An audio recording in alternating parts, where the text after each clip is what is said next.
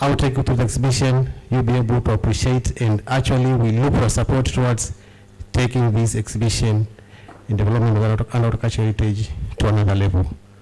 Welcome.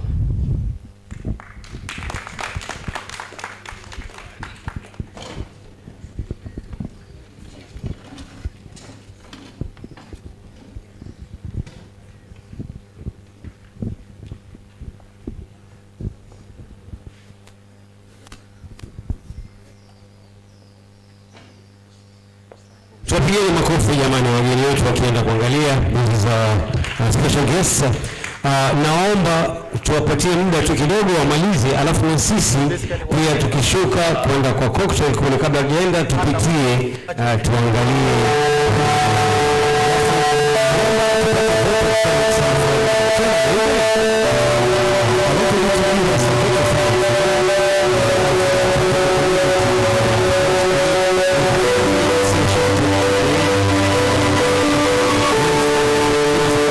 Something about just come down. Cultural heritage. So it has never been utilized. Yeah. This is the first time you are bringing this out, so a lot of people can actually understand what we have down there in the waters, which is yet a rich resource that is actually. Thank you, Raphael. I've just been thrust into this, so you'll have to bear with me. I think today has been a wonderful afternoon, and I think you'll agree with me that we're all going to leave this place far better informed about our marine heritage than when we came in. I'd like to thank everybody who made this evening possible. I'd like to start with the training program and all the participants who traveled to Kenya. Today is your day, and I think you are the reason that we are here.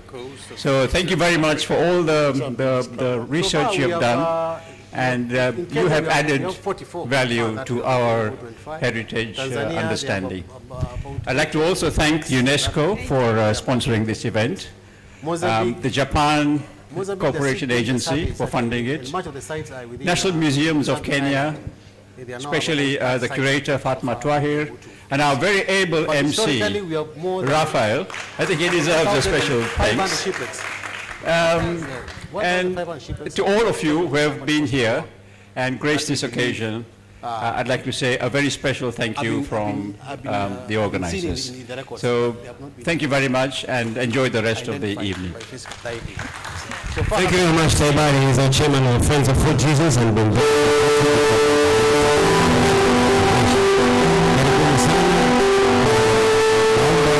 Kenya is a maritime country with a coastline of over 600 kilometers long, consisting of several islands, navigable channels, and fascinating attractions such as historical monuments, wonderful marine life, and beautiful beaches. It is also the first country in sub-Saharan Africa to undertake an underwater archaeological expedition in recognition of the underwater cultural heritage that is largely unexploited and lying under its ocean. Underwater cultural heritage is one of the most important ecosystem areas that other governments are very interested in, particularly because we have a coastline that is very to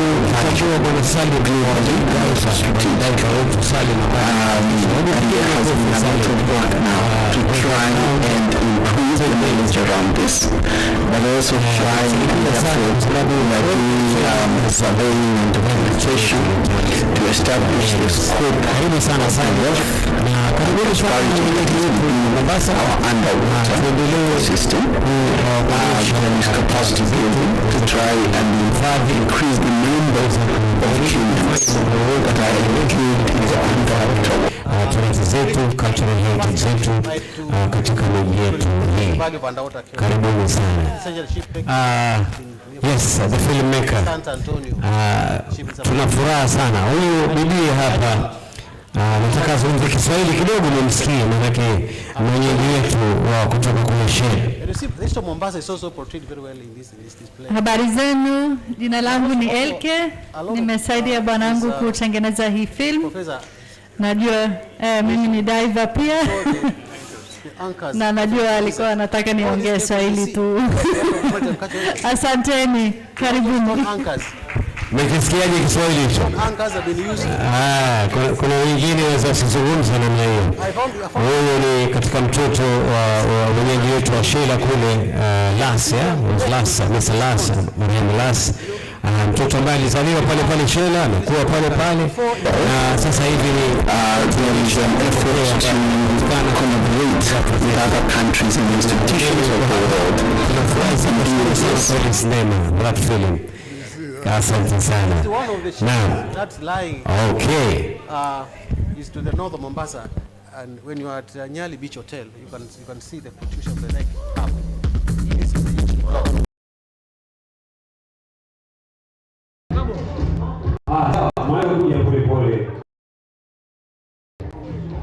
tusipoteze wakati tafadhali. Tunaweza kupitia kwenye hizi kazi alafu tukienda kabisa. DJ tumepo.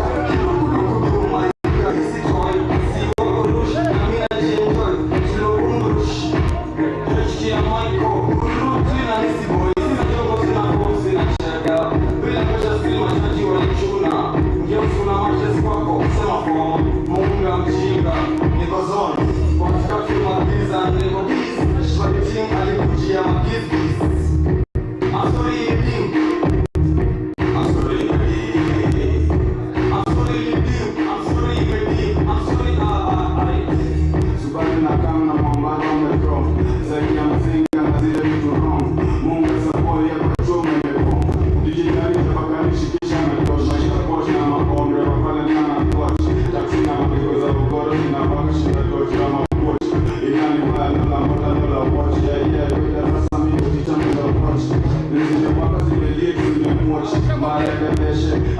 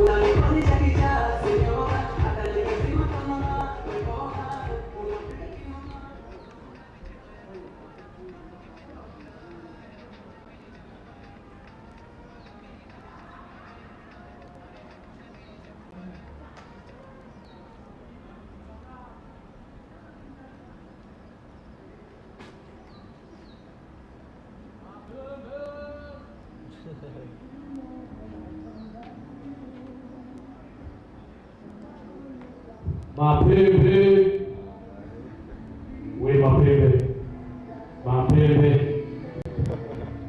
TGI for.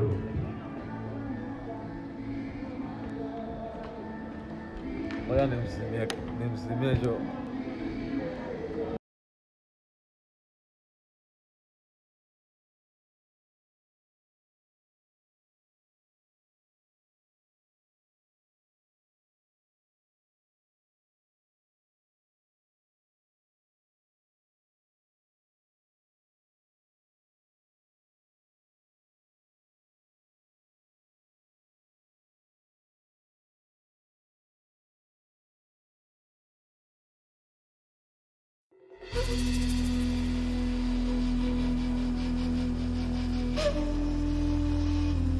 Africa's coast has a rich cultural heritage.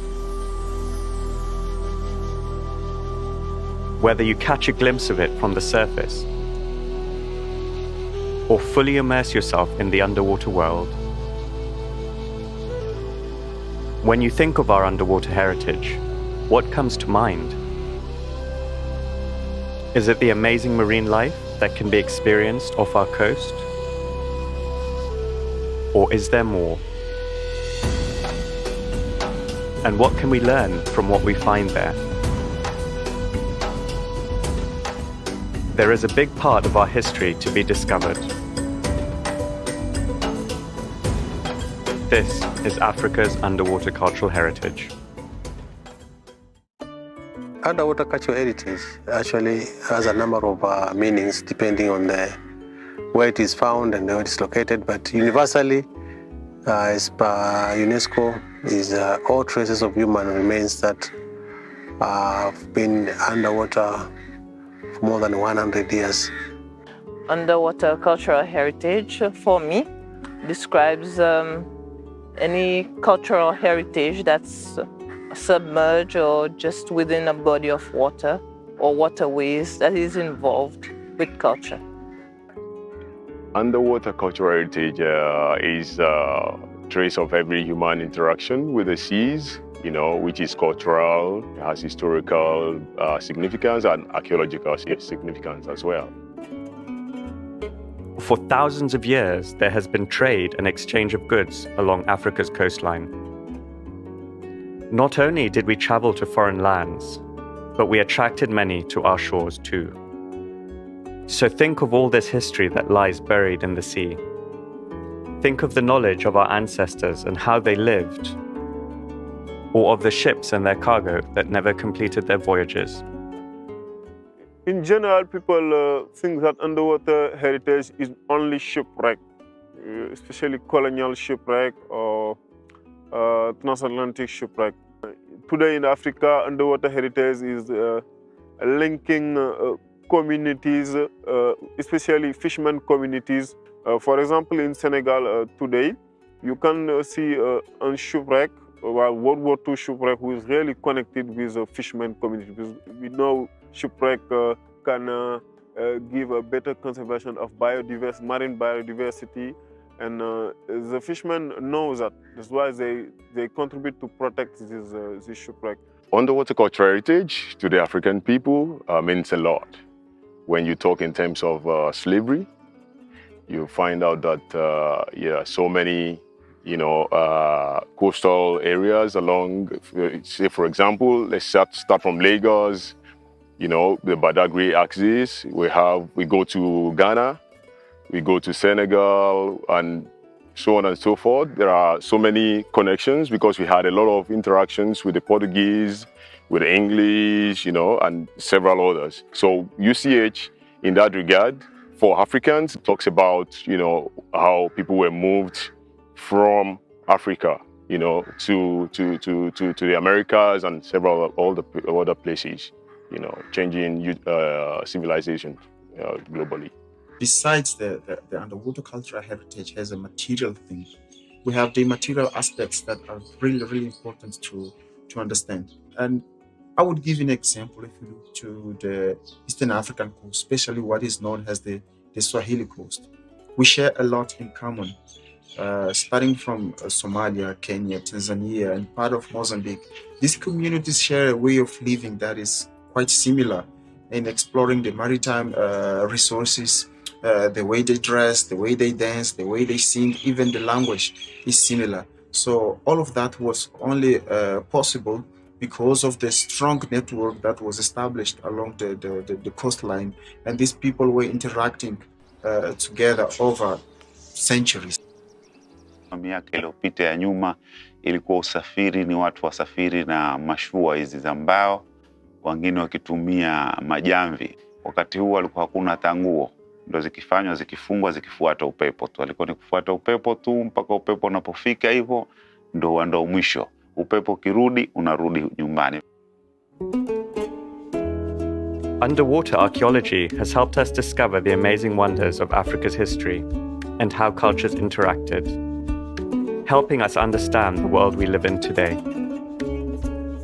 There are many UNESCO World Heritage Sites along Africa's coast, and often under the ocean around them, one can find underwater cultural heritage sites, which are also in need of protection. When I'm asked why did UNESCO set up the 2001 Convention on the Protection of the Underwater Cultural Heritage, then the answer is actually very easy. Because we need it. We need a convention, what is a treaty binding states, to bring everyone together in the fight to protect the submerged heritage of this world. In 2001, when this convention was elaborated, there was a huge issue with the pillaging, large-scale pillaging of the shipwrecks. Of course, with the adoption of the convention, that didn't disappear like that, but working together, bringing states to ratify, we have seen an improvement.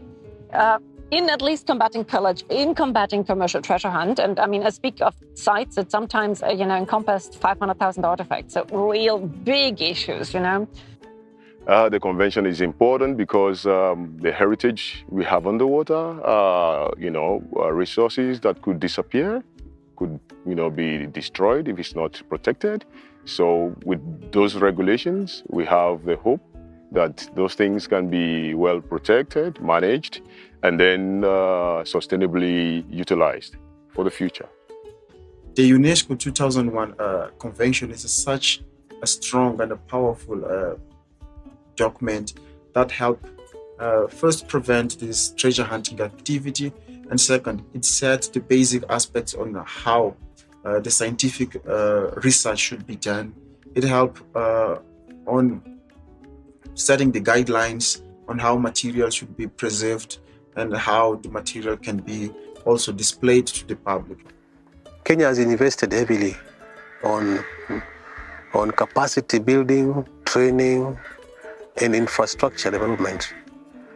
We have trained lab technicians, people who can conserve artifacts from underwater. We have trained underwater archaeologists, like myself, I've been trained by the government. So that expertise has allowed me to now be able to train other people. And with UNESCO support, we've been able to do 2 trainings here in Kenya for people from different parts of sub-Saharan Africa. And now we have a pool of professionals in underwater archaeology. This submerged part of our heritage is part of our national treasure, to be appreciated by all, not just a few, which is why we must protect it.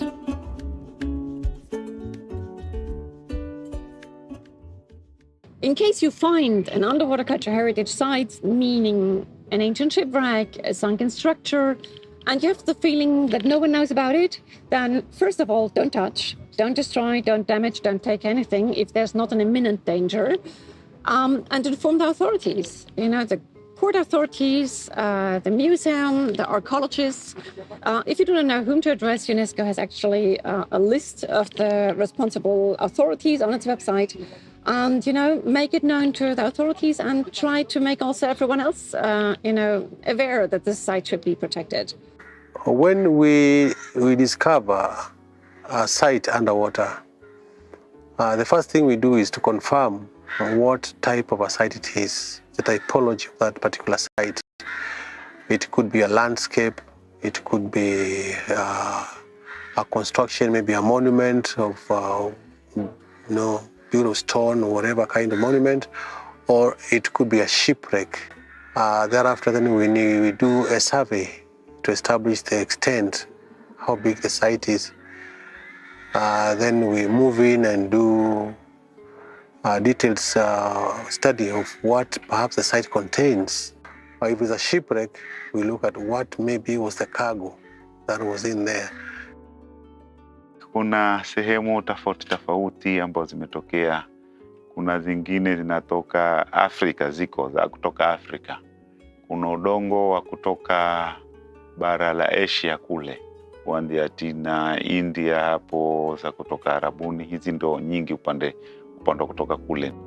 Our underwater cultural heritage is a window into our past, helping us to understand our identity and our cultural diversity.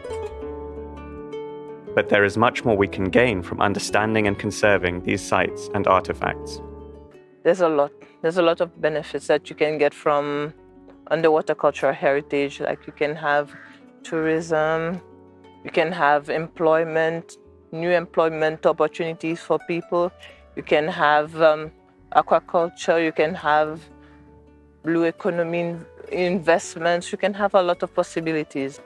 Now the local people protect, preserve, and sustainably utilize the maritime cultural heritage to make a living. And this is a very good example whereby we have opened ecotourism sites. We have been able to mitigate climate change that has been impacting on our sites through the local communities. Today, what I'm doing in my country, in Senegal, is to assist our Minister of Culture and our university to build a program about the management in general about underwater cultural heritage by training a new student in this field, because underwater archaeology is really a new field in our country, in sub-Saharan country, and also to do the first inventory of our underwater site. And also the things that we are doing now is to try to do an itinerary about diving tourism. You know, the benefit of protecting underwater cultural heritage is, first of all, protecting our own past and identity. But there's more.